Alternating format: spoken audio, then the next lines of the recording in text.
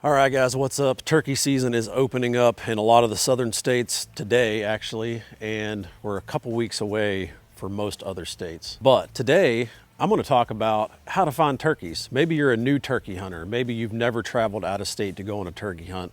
Maybe you just don't know where to start. Maybe you're overwhelmed. Well, that's why I'm here today to talk to you. That was really lame. But anyway, how do you find turkeys? So I have a lot of people ask me, Ginger Ninja, when you go on an out-of-state turkey hunt, how do you find turkeys?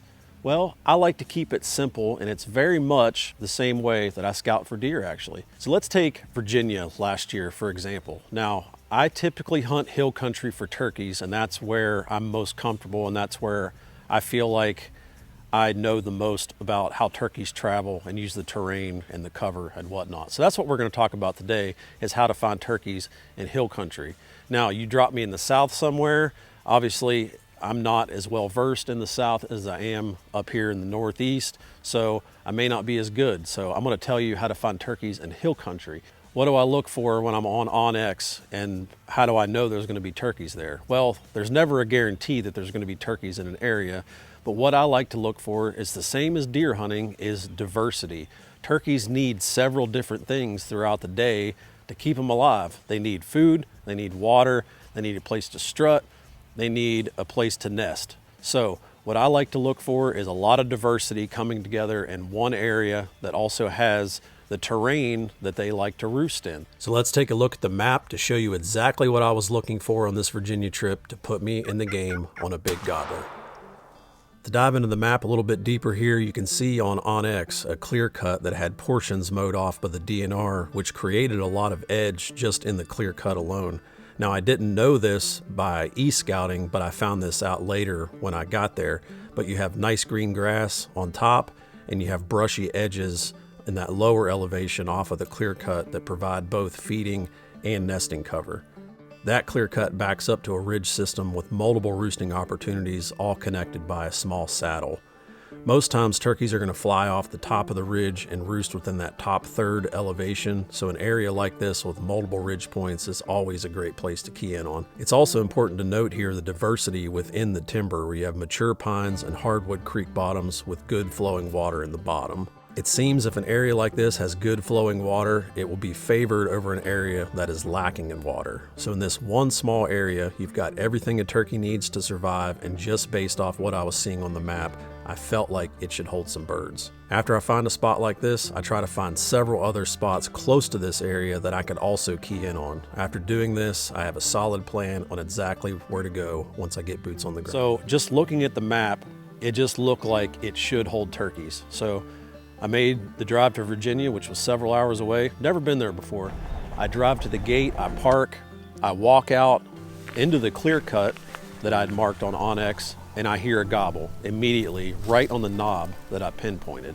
Now, this doesn't always happen, and it doesn't happen to me very often, but in this case, that bird was right where I pinned on onX from several hundred miles away, which was really cool. So that brings me into the next aspect of finding turkeys, is you get to the area, you get to the spot where you've marked where you think there could potentially be birds, then you're gonna listen. So that's the awesome thing about turkey hunting, right? Is they give up their location. Where a deer doesn't do that, it'd be awesome if they did. A turkey oftentimes will tell you right where he's at. So get to the spot, get there in the evening, maybe in the morning, and listen for gobbles. And then that's gonna tell you if, one, there's birds in the area, and two, it's pretty much exactly where they're at. So if I hear one gobble, I'm gonna mark right on onX where I think he's at, and then I'm gonna take a distance measurement from my exact location. That way I know exactly how far away that bird is and where he's at. Now let's say you get to an area that you've marked on onX, you go to the spot that you've marked, and you don't hear a bird, which that happens to me a lot, where you just don't hear them. That's where I'm gonna put boots on the ground. I'm gonna look for tracks. I'm gonna look for scratchings. I'm gonna look for poop. Any of these clues is gonna tell you that there's turkeys there. So, if you don't hear them, get out and start looking for sign. Cover the ground. So a lot of times you'll have to walk through these areas and just check them out and look for sign. And while I'm doing that, is I'm trying to figure out what the human pressure is like as well. I'm looking for tire tracks at the gate, just any kind of hunter sign that's gonna tell me that there are other guys in this area. And if there's other guys, hitting these same areas that I've already marked, I may move on and try to find something a little out of the way, a little farther back where these other guys aren't getting to. So there's a lot that goes into it. Keep it simple. It's really not that complicated to find turkeys. Honestly, I don't think that it is.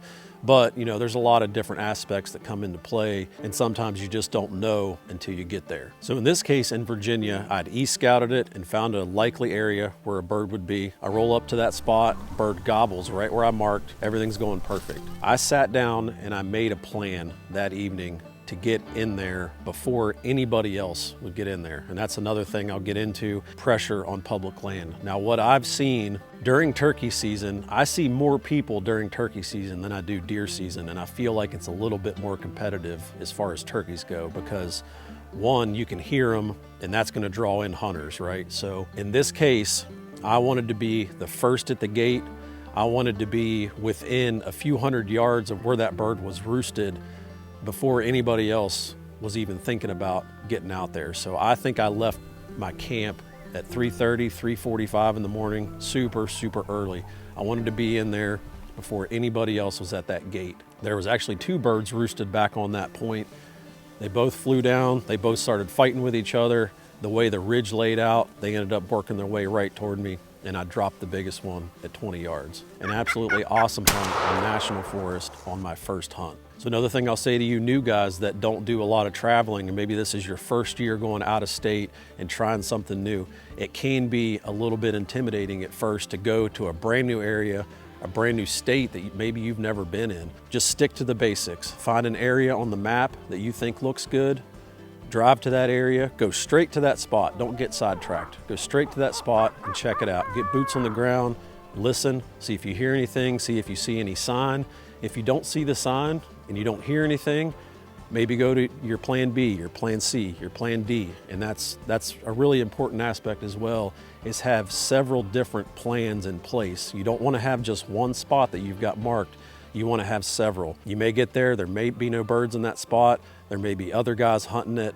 There's just a lot of different things that can happen. So you want backup spots. So even though it could be intimidating, get out there and get out of your comfort zone a little bit, and that's where you're gonna grow as a hunter. That's where you're gonna learn and figure new things out. As you go state to state and you start, getting a little bit of experience in different terrain types and different areas and whatnot, you're really gonna sharpen your skills as a hunter, and you're gonna be able to travel pretty much anywhere and get in the game rather quickly. I hope these few tips help you guys. Get out there, try something new, learn, and have fun this season, and good luck this year chasing those big gobblers.